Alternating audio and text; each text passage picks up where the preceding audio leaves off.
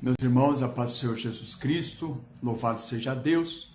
Estamos de volta para dar continuidade ao comentário da revista da Escola Bíblica Dominical, da CPAD, na classe dos adultos, ou a lição dos adultos, no terceiro trimestre de 2025, onde está tratando a respeito da igreja em Jerusalém, doutrina, comunhão e fé, a base para o crescimento da igreja em meio às perseguições. Estamos aqui, temos essa igreja, a igreja de Jerusalém, a igreja bíblica como modelo, a igreja primitiva.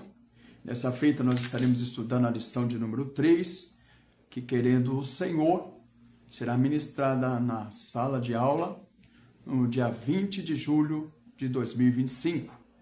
Uma igreja fiel à pregação do Evangelho. Esse é o tema.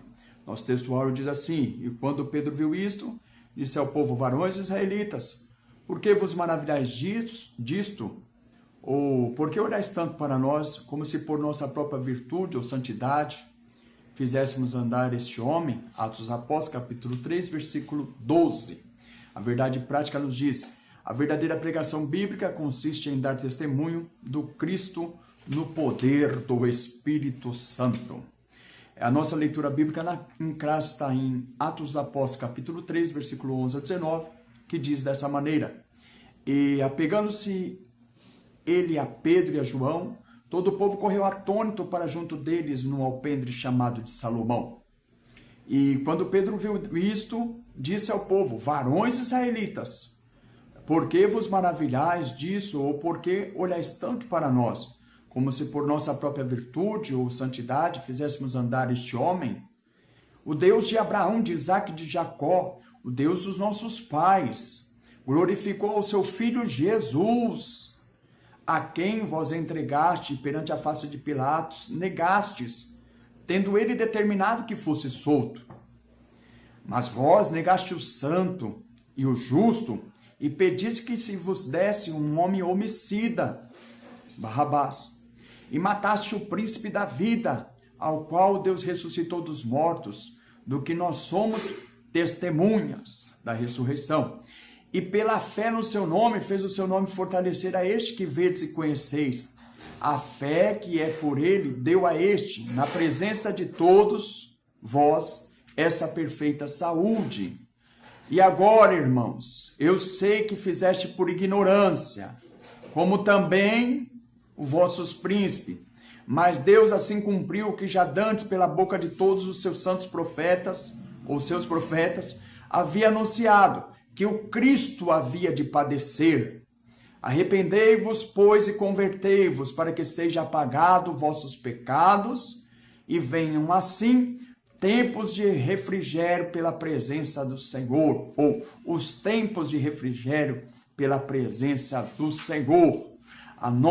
Esse é o texto que vai ser pautado a nossa lição, a base. Então, aqui já foi dado uma base, foi lido um texto. Agora vai ser feita a exposição desse texto, e esse é um padrão que a igreja deve adotar, que um pregador deve adotar. Expor as escrituras. Leia o texto, depois vai expor. Então, o que a nossa lição vai fazer agora? O comentarista. Vamos à introdução deste tema.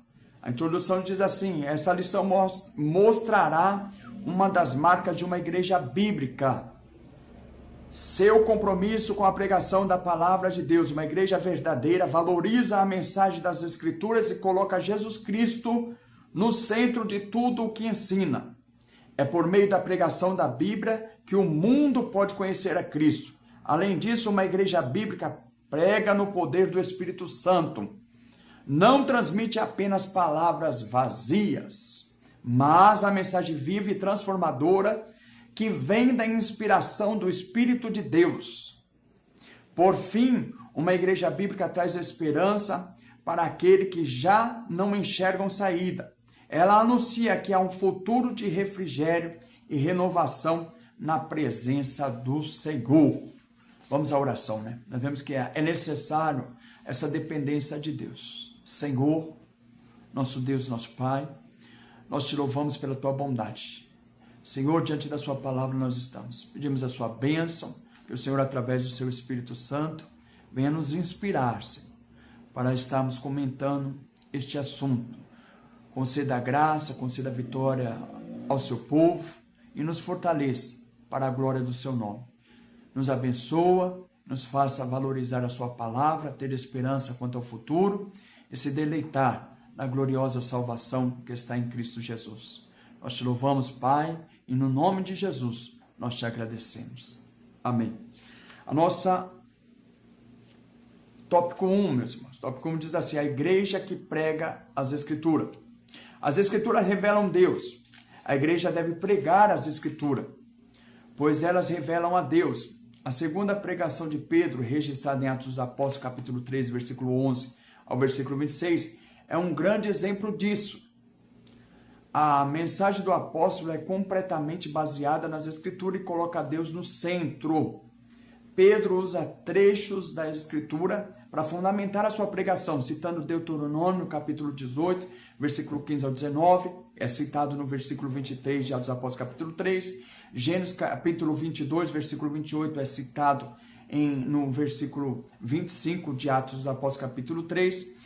Há também uma conexão com Salmos 22, do 1 ao 31, no versículo 18, falando sobre o sofrimento do Cristo, e em Daniel capítulo 9, versículo 26, onde fala que o Messias seria tirado.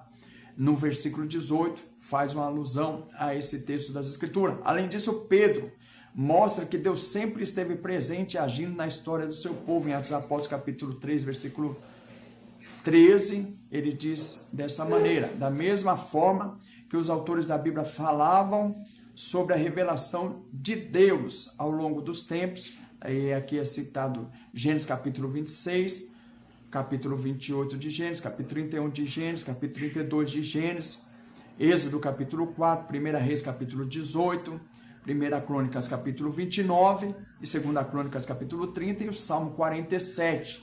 Então nós vemos aqui que Pedro ele vai à base das Escrituras. Esse é a segunda mensagem que Pedro entrega, a segunda pregação, né? Teve a pregação no dia de Pentecoste e posteriormente essa pregação que foi oriunda de um milagre que Deus operou através da vida de Pedro e João na porta do templo chamado Formosa, onde um paralítico foi levantado ali pelo poder do Espírito Santo no nome de Jesus. Ele pediu uma esmola para Pedro e para João, e Pedro e João responderam que não tenho ouro, não tenho prata, mas o que eu tenho isso eu te dou. No nome de Jesus, levanta e anda. Então nós vemos que um milagre que foi operado no nome de Jesus levou a um ajuntamento de pessoas que estavam todos atônitos, olhando para Pedro, porque conheciam aquele que outrora era o paralítico e há muito tempo ia a essa porta do templo chamada Formosa para mendigar, mas viram ele saltando e louvando a Deus e juntamente com Pedro e João, e o povo ficou atônito em ver esse milagre poderoso. E Pedro, com muita sabedoria e graça, cheio do Espírito Santo de Deus, ele prega, ele expõe as Escrituras e começa a falar de Jesus Cristo, enaltecendo o nome de Cristo Jesus. Então a Escritura, daí nós temos o ponto 2 do tópico 1. Né? O ponto 2 diz assim: as Escrituras testemunham de Jesus. Olha que interessante como está escrito. As Escrituras apontam para Cristo. Jesus diz que as Escrituras davam testemunho dele. Onde Jesus disse isso? Em João, capítulo de número 5, versículo 39. Vamos a essa leitura, porque nós estamos aqui numa lição de escola bíblica dominical e temos que abrir a Bíblia e deixar a Bíblia falar. Seria tão bom se a maioria dos pregadores de hoje em dia fizesse isso, abrisse as Escrituras e falasse. O professor da escola bíblica dominical abrir a Escritura e deixar a Escritura ensinar. 5:39. Jesus vai falar aqui com os fariseus que estavam resistindo, né? E Jesus, ele diz assim, 5:39 de João: examinais as Escrituras, porque julgais ter nela a vida eterna. E são elas mesmas que testificam de mim. Contudo, não quereis vir a mim para ter vida, que é Jesus falando. Eles examinavam a Escritura, os fariseus, os doutores da lei, porque saíam de uma premissa, é nela que tem a vida eterna. E Jesus falou, é elas que testificam de mim. E a vida eterna está em mim.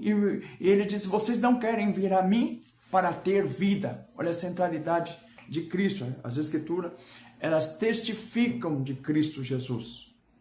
Nós vemos aqui, seguindo o ponto 2 aqui, que diz assim, Cristo é o centro da Bíblia.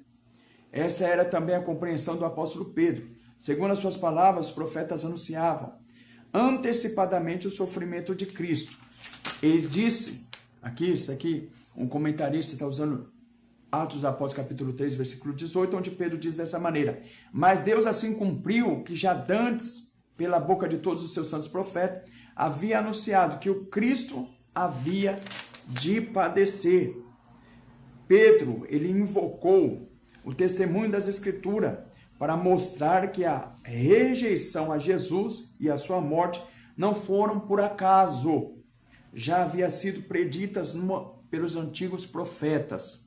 Então, o que é interessante? Notar que Pedro, ele vai fazer algo que é invocar o testemunho das Escrituras. E essa linguagem, meus irmãos, é uma linguagem que se está familiarizada ou pertence ao mundo jurídico, né? Quando se faz ali a invocar uma testemunha para se apoiar numa tese, para relatar um crime, uma observação de um crime. E Pedro, ele faz a invocação do testemunho das Escrituras para mostrar uma doutrina que a morte de Cristo Jesus não tinha sido obra do acaso. Embora os judeus o haviam negado, os príncipes haviam negado a Jesus, e quando tiveram a oportunidade de ver Jesus solto, quando Pilatos disse, eu não vejo crime nele, escolhei aí, como de costume, na Páscoa soltar um prisioneiro, colocou diante dele, Pilatos colocou Jesus e Barrabás para que o povo decidisse e escolhesse um deles para a liberdade. O povo que foi assim influenciado pela liderança clama e pede a Barrabás em detrimento a Jesus Cristo. Pedro lança sobre eles essa situação, essa culpa que eles tinham por rejeitar o santo e o justo e escolher um homicida, um homem que estava preso por matar, e escolheram um assassino do que o autor da vida, o príncipe da vida, como é chamado nesse texto. Mas aí Pedro também ele fala, isso aí não foi obra do acaso.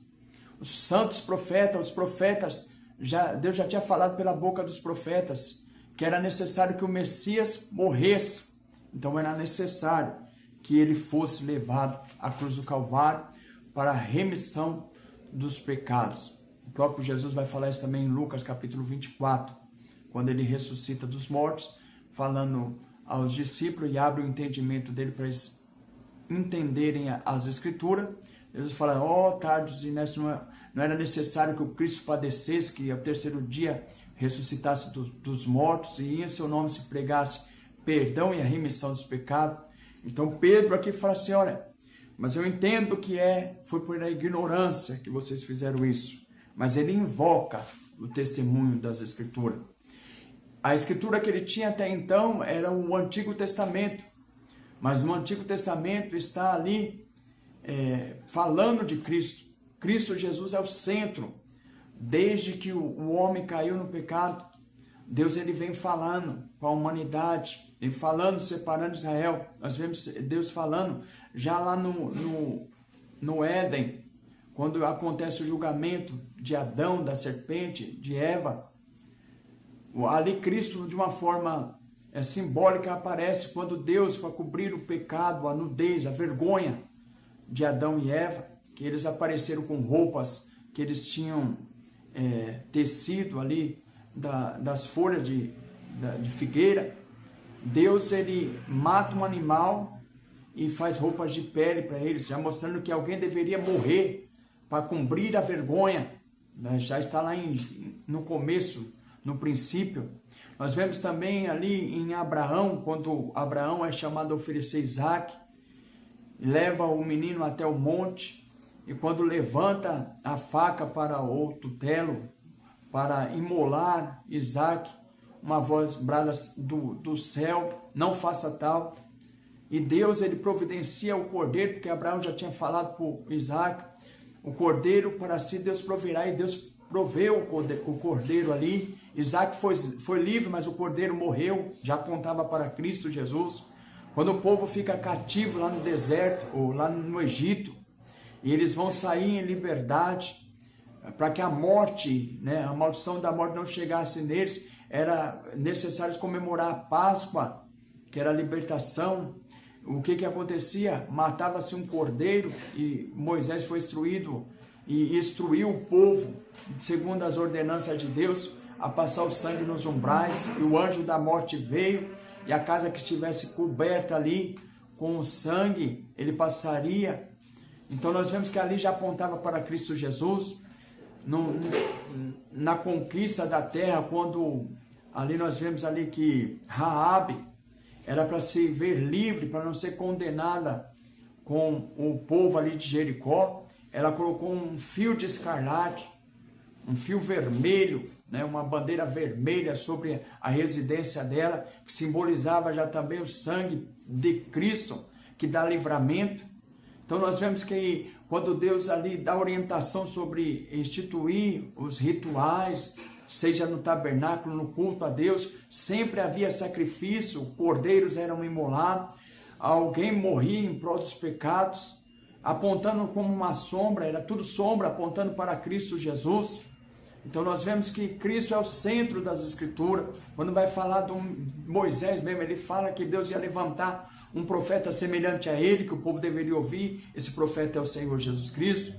Fala para Davi, vai falar para Davi que em Davi o Messias seria suscitado, e Davi é aquele que é o progenitor do Messias. Aí Jesus vai até falar que o Messias é divino, quando ele pergunta para ele se o Messias é filho de Davi, porque Davi chama ele de Senhor, mostrando ali que o Messias já era algo que era programado antes da fundação do mundo, era Deus, eternamente Deus, mas que veio com o propósito de se encarnar para cumprir, né? Para cumprir, se fez carne, se fez homem, para vencer o pecado na carne e nos dar a vitória, entregar a sua vida santa na cruz do Calvário e ao terceiro dia ressuscitar. Mas aqui ele invoca, Pedro invoca o testemunho das Escrituras, e aí a Escritura tem autoridade para falar de Jesus, ela aponta para Jesus, Jesus é o centro das Escrituras. Nós vemos também que aqui é colocado, né, como a Escritura no ponto 3 do tópico 1, que a Escritura confronta o pecado. Diz assim: a verdadeira pregação também mostra o problema do pecado e confronta em Atos dos Apóstolos capítulo 3, versículo 19, é citado, é a base. O que Pedro diz aqui? É o nosso texto, tá? Diz assim: arrependei-vos, pois, e convertei-vos, para que seja apagado os vossos pecados. Pedro chama o povo para o arrependimento, chama o povo para que os pecados sejam apagados. E bem-aventurado é aqueles que têm os seus pecados apagados. Romanos vai utilizar-se dessa linguagem já das Escrituras também. O apóstolo Paulo se utiliza da Escritura quando vai falar, ele diz assim, citando Davi, quando Davi diz assim: bem-aventurado o homem que Deus não imputa os seus pecados sobre ele, para que o pecado seja apagado. Esse pecado, ele foi imputado na pessoa de Jesus Cristo, mas a justiça de Jesus está à disposição de todo aquele que se arrepende, daquele que crê. Então esse daqui é a estruturação. A Bíblia, ela vai falar, o pregador, a pregação genuinamente bíblica, ela trata da questão do pecado. Meus irmãos, nós vivemos dias em que se fala muito sobre os dramas humanos, só que o drama maior é o pecado. Se fala das consequências do pecado, se fala de doença, se fala de desemprego, se fala de questão sentimental, questão financeira, questão de saúde, e anuncia em Cristo solução para tudo, mas a questão moral do pecado não pode ser deixada de lado. E já abrindo um parênteses, que é uma igreja que é cheia do Espírito, ela tem que falar da questão do pecado. Porque o Espírito Santo viria para quê? Convencer o homem do pecado, do juízo e da justiça. Então, um ministério cheio do Espírito, uma pregação que o Espírito Santo está inspirando, fala também da questão do pecado. Conclama, chama o povo ao arrependimento. Grita aos ouvidos do pecador que é necessário que ele se arrependa e se converta para que venha a ser alcançado pela salvação maravilhosa que está em Cristo Jesus. Então, o expositor da palavra de Deus, uma igreja bíblica, ela não se esquiva de pregar essa questão do pecado. Infelizmente, nos nossos dias, muitos estão deixando de lado o pregar sobre o pecado. Tem falado de tanta coisa que agradam aos homens, mas quando é para chamar os homens ao arrependimento, falando a verdade, né, eles se esquivam, mas não é necessário fazer isso. O Espírito de Deus chamou não para isso. A Bíblia diz, os pregadores das Escrituras já falavam que não foram chamados para agradar aos homens, mas agradar a Deus. Então não adianta ter palavras doces, quando na verdade, né, a pessoa precisa ouvir uma repreensão a respeito dos seus pecados. E não tem coisa mais maravilhosa do que essa. A lei vem e a lei diz: não matarás. Se o homem matou, ele é condenado. A lei diz: não roubarás. Se o homem roubou, ele está condenado. A lei diz: não adulterarás. Se o homem adultera, ele está condenado. A lei diz: não dirás falsos testemunhos. Diz: falso testemunho, está condenado. A lei diz: honra o teu pai e a tua mãe. Se não cumprir, está condenado. Então nós vemos que a lei vem para levar o homem à condenação, e o homem olha para a sua miséria. E qual é o fim da lei? O fim da lei é Cristo. Ele olha para si mesmo e diz: eu não tenho condição de me salvar por mim mesmo. Miserável homem que eu sou, quem me livrará do corpo dessa morte? Daí ele olha para Jesus Cristo. E Jesus Cristo tem uma vida santa, limpa, cumpriu a lei. E foi uma bênção e se entregou para a nossa salvação. Então é necessário que antes da alegria de encontrar Salvador, venha a tristeza para mostrar a miséria do pecado humano. Que o Espírito Santo faça isso na vida daqueles que vão ouvir essa palavra nesse domingo, querendo o Senhor. As Escrituras, então, ela confronta. Pedro diz sobre arrependei-vos. Arrependei-vos, para que seja apagado os vossos pecados.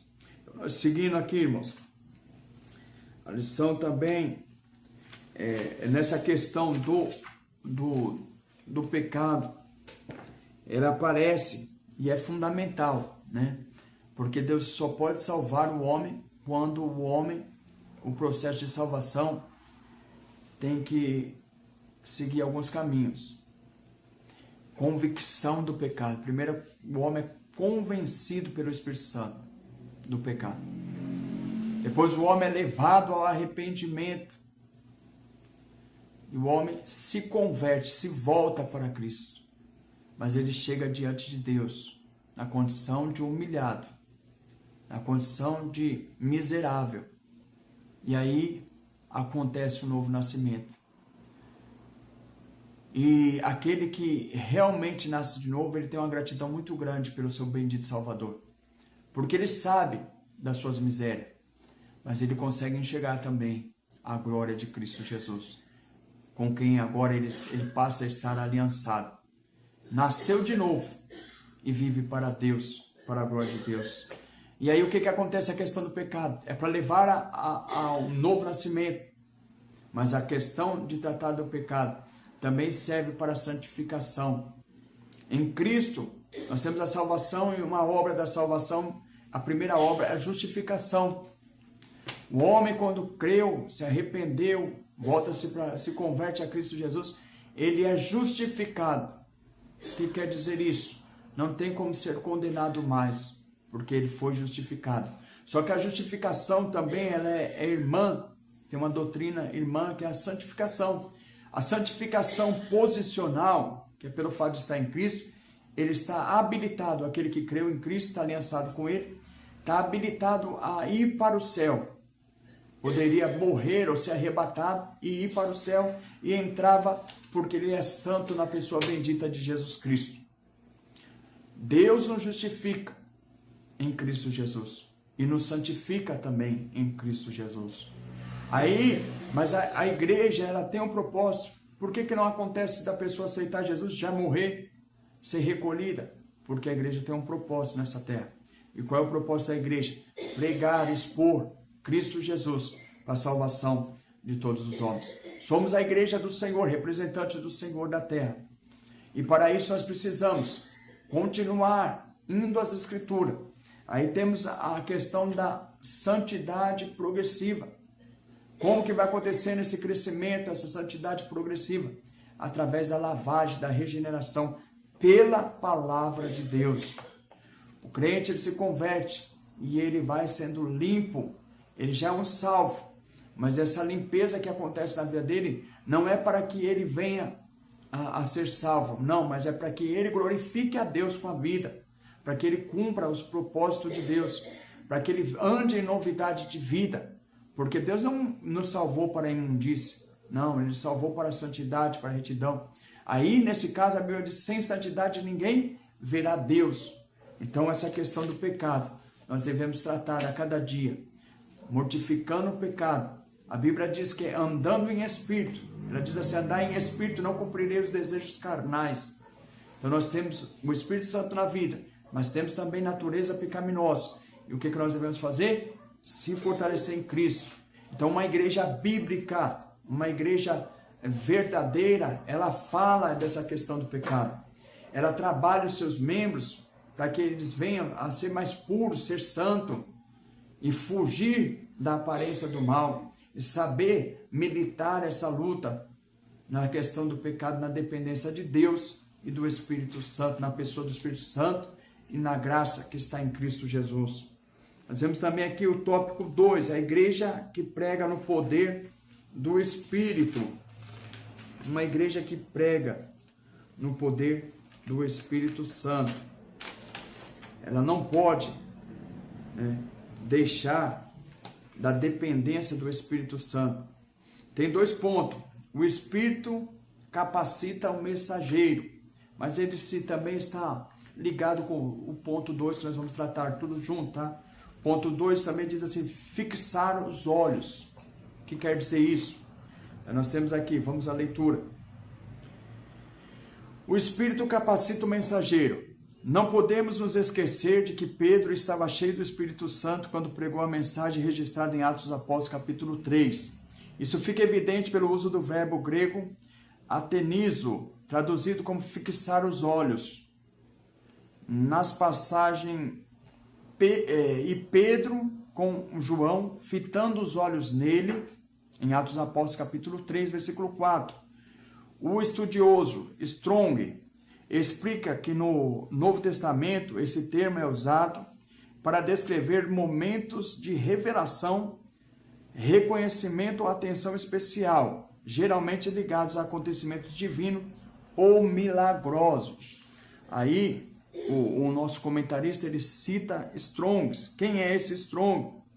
Strong é um James Strong, é um lexicógrafo que trata a respeito da palavra. Ele vai trabalhar com as letras, com as palavras na construção gramatical, como um argumento de autoridade na palavra de James Strong.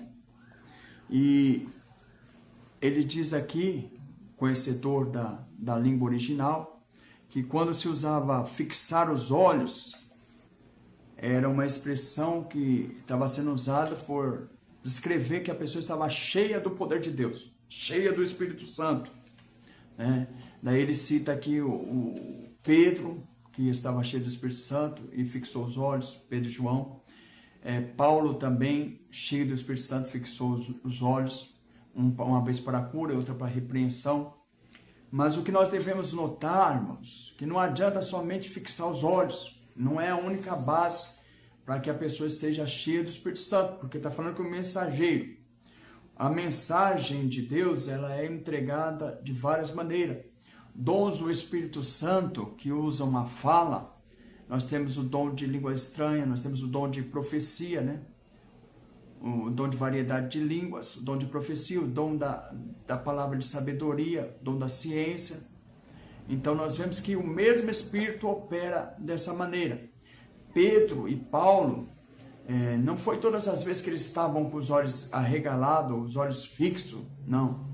Eles estavam cheios de Deus, mas não necessariamente precisavam estar com os olhos fixos em algo. Quando pregou o primeiro texto aqui, a primeira pregação de Pedro, em Atos dos Apóstolos, capítulo de número 2, não fala que Pedro estava ali e fixou os olhos no povo, não. Mas fala que Pedro explicou, trazendo a palavra, explicações a respeito do que estava, argumento das escrituras em Joel, explicou para eles ali e pregou a Cristo Jesus. Então, não necessariamente, tá? É um ponto que nós devemos estabelecer. Quando um homem cheio do poder de Deus pode fixar os olhos e pode entregar uma profecia, pode fixar os olhos e entregar uma palavra revelada. Mas nem por isso, todas as vezes, o ministrante, o mensageiro vai estar com os olhos fixados, tá bom? O Espírito glorificará Jesus. Jesus disse que o Espírito Santo glorificaria. Em João capítulo 16, versículo 14. Diz assim Jesus, ele me glorificará porque há de receber do que é meu. O Espírito nunca chama atenção para si mesmo, mas sempre aponta para Cristo. Isso é exatamente o que nós vemos na cura do paralítico na Porta Formosa, em Atos dos Apóstolos capítulo 3. Pedro, cheio do Espírito Santo, não poderia aceitar ser o centro das atenções. Ele deixou claro que o milagre não aconteceu por seu próprio poder ou santidade. Varões israelitas, ele bradou, por que vos maravilhais disso? E por que olhai tanto para nós, como se fosse por nossa virtude, como se fosse pela nossa santidade, que esse está em plena saúde diante de vós? Ele disse, não, foi o nome de Jesus Cristo que fortaleceu este homem e deu a ele essa perfeita saúde, como vós veis. Da mesma forma, qualquer pregação que tirar o foco de Cristo e colocar no homem, no centro, não é uma pregação bíblica. Isso não passa de discurso humano. O texto, Pedro está falando aqui, que Pedro, ele não aceita a glória que deve ser tributada a Cristo. E ele enaltece a Cristo Jesus, e eles estavam ali no começo da igreja, e a igreja começou pregando Jesus, expondo Cristo Jesus. Catando textos do Antigo Testamento, como ele fez em Joel, aqui como ele fez em Deuteronômio, como ele fez aqui na citação de Salmo 22, que fala dos sofrimentos de Cristo. Quando ele vai falar aqui de Jesus, ele cita Daniel também 9, 26 ou 27. Aí Pedro, ele não aceita receber a glória, porque a glória é de Cristo Jesus. Só que o texto que Jesus foi citado aqui de João, capítulo 16, 14, Jesus falou da vinda do Espírito Santo. Falando do Espírito Santo, falou, o Espírito me glorificará, porque ele há de receber do que é meu. Agora é interessante nós pensarmos, como que uma igreja cheia do Espírito Santo, que se diz cheia do Espírito Santo, não valoriza a obra de Cristo. Tem alguma coisa estranha.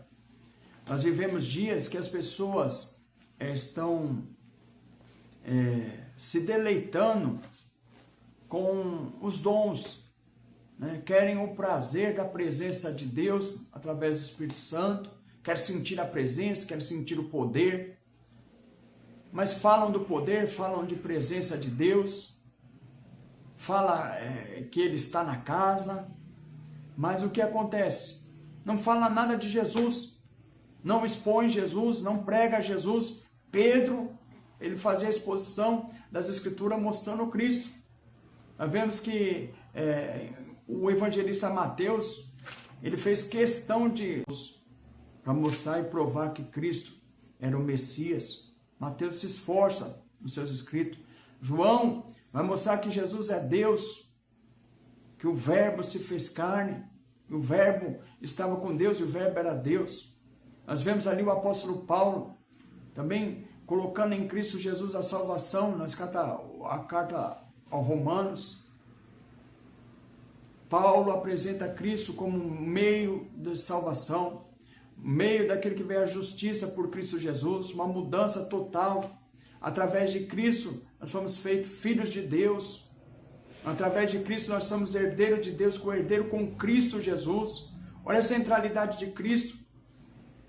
As cartas vão falar sobre a excelência de Cristo. Hebreus vai mostrar que Cristo é maior do que Moisés, maior do que o sacerdote, maior do que a religiosidade do antigo pacto. Então nós vemos que Cristo ele merece a honra, a glória. Nós vemos ali no capítulo 5 de Apocalipse, os 24 anciões, os 4 seres viventes e toda a criação louvando o Cordeiro que foi morto, que reviveu. Vemos que João estava chorando, mas falou, não chore, porque aquele que tem poder para abrir os selos, para desatar os selos, eis o Cordeiro que foi morto e ressuscitou. Então, nós vemos que as Escrituras levam a Cristo, o Espírito Santo leva a Cristo Jesus. Mas o que nós vemos hoje? Pessoas que se dizem cheias do poder de Deus, mas não falam nada de Jesus Cristo. Pessoas que se dizem cheias do poder de Deus, mas não têm deleite em Cristo Jesus. Não fala com paixão de Cristo. Não vemos a palavra de Jesus, falar de Jesus na boca dessas pessoas. Mas diz que somos do xereguedé, somos do reteté. Mas e Cristo? É para nós pensar, irmãos. Será que nós temos uma igreja cristocêntrica?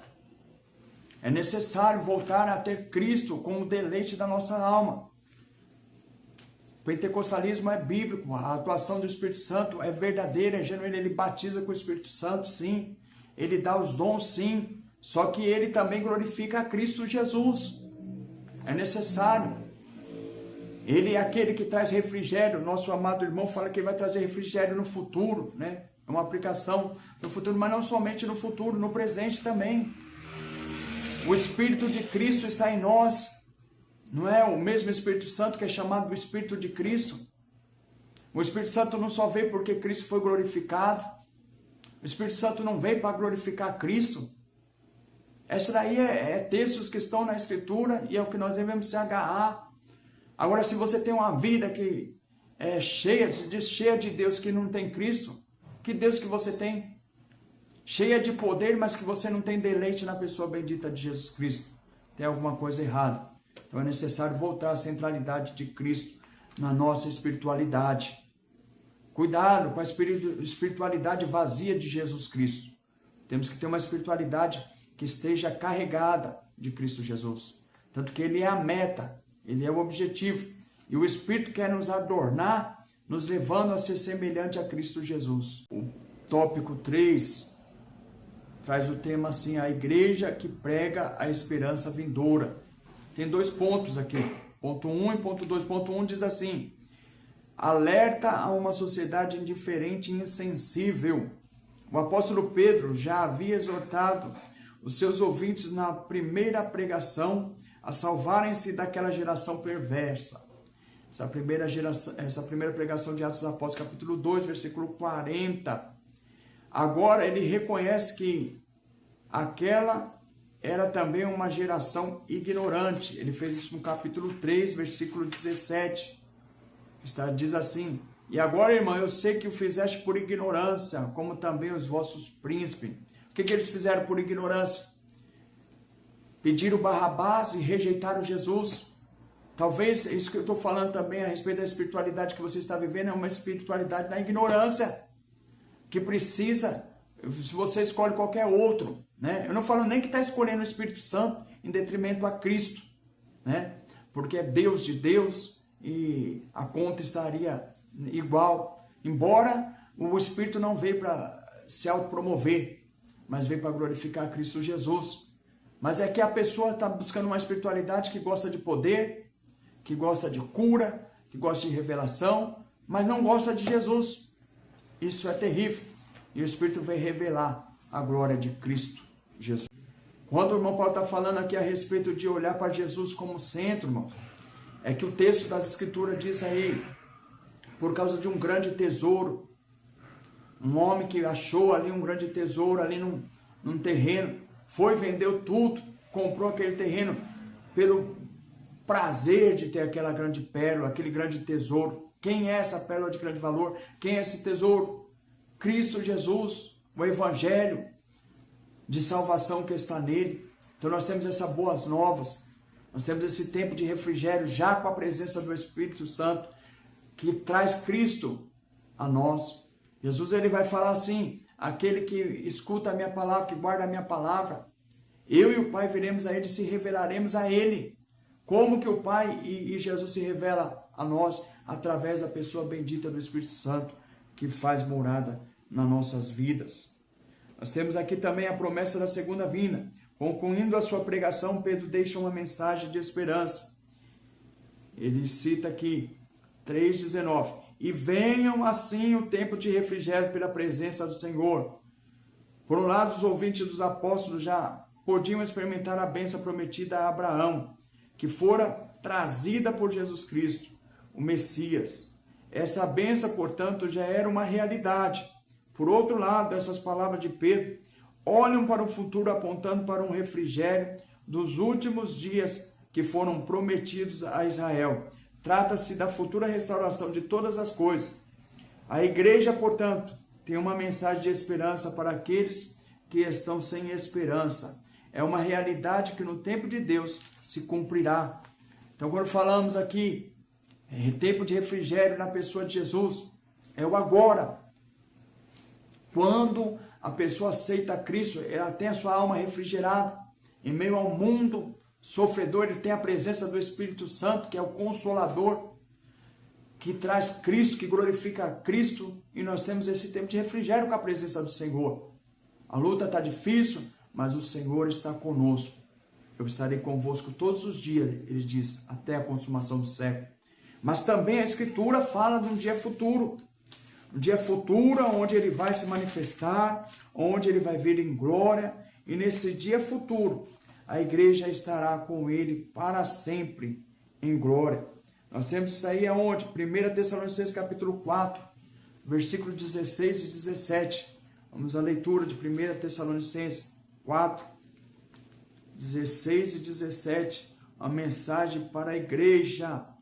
Uma mensagem que a igreja primitiva, que a igreja aqui de Jerusalém, que Pedro tinha no coração, esse tempo de refrigério com a presença do Senhor. 1 Tessalonicenses, capítulo de número 4, versículo 16 e 17. 16 e 17 diz assim, portanto, o Senhor mesmo, dada a sua palavra de ordem, ouvido a voz do arcanjo, e ressoada a trombeta de Deus, descerá do céu, e os mortos em Cristo ressuscitarão primeiro. Depois nós, os vivos que ficarmos, seremos arrebatados juntamente com ele, entre as nuvens, para o encontro do Senhor nos ares, e assim estaremos para sempre com o Senhor. Então nós temos essa promessa bendita do retorno glorioso de Cristo Jesus. A igreja encontrada com o Senhor nos ares. Os mortos em Cristo ressuscitarão primeiro. Nós que estivermos vivos, seremos arrebatados, transformados e estaremos com Cristo para sempre. Então, tempo de refrigério agora com a presença do Senhor. E tempo de refrigério quando o Senhor vir buscar o seu povo de uma forma plena, total. Né? Não haverá mais dor. Terminará o poder do mal, como o hino da harpa nos diz. Começará o prazer sem igual, e nós vamos viver isso quando nós entrarmos no gozo eterno. Nós provamos pela presença do Espírito Santo as virtudes dos séculos vindouros. Nós temos amostras do que é uma vida com Deus por causa da pessoa do Espírito Santo nas nossas vidas. E nós devemos viver essa vida para a glória de Deus. Nós não devemos se esquivar e nós temos que tomar responsabilidade diante do nosso compromisso.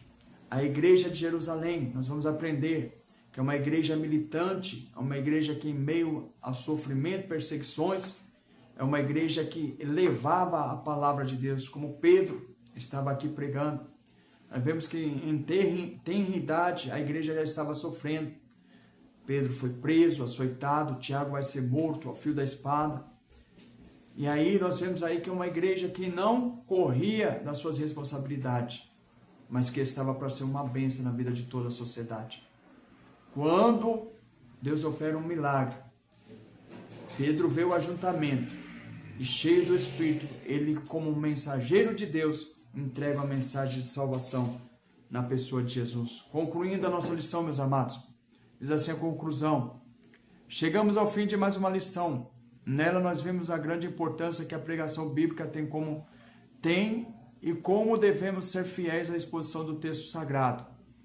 Pedro, mesmo sendo um homem simples ou um simples pescador, com uma gramática e conhecimentos limitados, sabia expor com maestria as escrituras sagradas. Assim como ele, devemos nos reter totalmente ao Espírito Santo, sendo cheios dele, para sermos exitosos no ministério da palavra de Deus. Uma igreja bíblica é uma igreja que vive e sabe expor a Sagrada Escritura. Viver e expor as Sagradas Escrituras. A igreja bíblica, ela expõe, ela prega e ela vive a palavra de Deus.